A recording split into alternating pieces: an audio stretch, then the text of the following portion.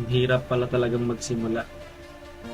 Hindi dahil wala kang pangarap, kundi dahil natatakot kang magkamali. Sa totoo lang, hindi talaga ako marunong mag-vlog. Hindi rin ako magaling magsalita. Kadalasan nga hindi ko talaga alam kung ano sasabihin ko sa camera. Pero naisip ko, paano kung ito na yung dahilan kung bakit kailangan kong magsimula.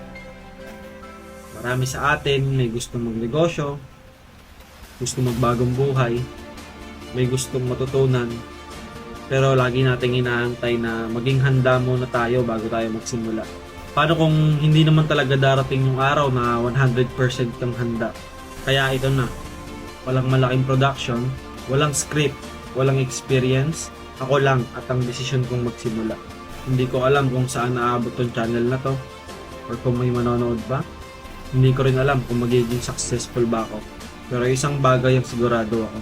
Ayokong balikan ng sarili ko na puro sana lang. At kung may isang tao man na nanonood nito, at nang dahil sa vlog na to ay magkaroon din siya ng lakas ng loob na simulan din yung pangarap niya, sapat na yon para ipagpatuloy ko to. So kung gusto mong makita ang isang ordinaryong tao na may gustong baguhin sa buhay niya, isang araw, isang desisyon, at isang vlog sa bawat pagkakataon, samahan mo ako. Welcome sa Primo POV. Ito na ang simula.